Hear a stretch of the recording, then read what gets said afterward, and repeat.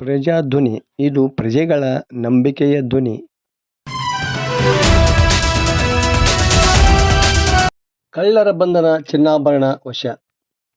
ಗದಗ ಜಿಲ್ಲೆ ಲಕ್ಷ್ಮೇಶ್ವರದ ಬಸ್ ನಿಲ್ದಾಣದಲ್ಲಿ ಡಿಸೆಂಬರ್ 20ರಂದು ಮಹಿಳೆಯ ವೆನಿಟಿ ಬ್ಯಾಗ್ನಲ್ಲಿದ್ದ 90,000 ರೂಪಾಯಿ ಕಿಮ್ಮತ್ತಿನ 15 ಗ್ರಾಂ ತೂಕದ ಒಂದು ಬಂಗಾರದ ನೆಕ್ಲೆಸ್ ಹಾಗೂ ಜನವರಿ 23ರಂದು ಅದೇ ನಿಲ್ದಾಣದಲ್ಲಿ ಮಹಿಳೆಯೊಬ್ಬರ ಕೈಚೀಲದಲ್ಲಿದ್ದ 90,000 ರೂಪಾಯಿ ಕಿಮ್ಮತ್ತಿನ 15 ಗ್ರಾಂ ತೂಕದ ಒಂದು ಬಂಗಾರದ ಚೈನ್ ಕಳ್ಳತನವಾಗಿದ್ದವು.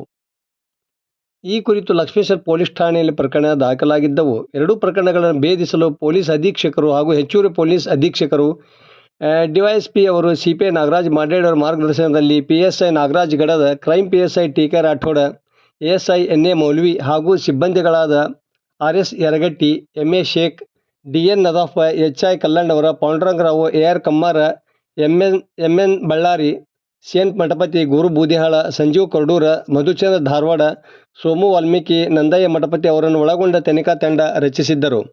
ಕೊನೆಗೂ ತನಿಖಾ ತಂಡ ಕಳ್ಳರನ್ನು ಪತ್ತೆ ಹಚ್ಚುವಲ್ಲಿ ಯಶಸ್ವಿಯಾಗಿದ್ದು, ಕಳ್ಳರಾದ ಮಹಾರಾಷ್ಟ್ರದ ಸಮೀರ್ ಅಮರ್ ಶೇಖ್ ಮತ್ತು ಅಶೋಕ್ ಕಾಳೆ ಅವರನ್ನು ಬಂಧಿಸಿ ಅವರಿಂದ ಒಟ್ಟು 1,80,000 ರೂಪಾಯಿ ಮೌಲ್ಯ ಚಿನ್ನಾಭರಣ ವಶಪಡಿಸಿಕೊಂಡಿದ್ದಾರೆ. ವರದಿ ನಾಗರಾಜ್ ಹಣಗಿ, ಪ್ರಜಾಧ್ವನಿ, ಲಕ್ಷ್ಮೇಶ್ವರ.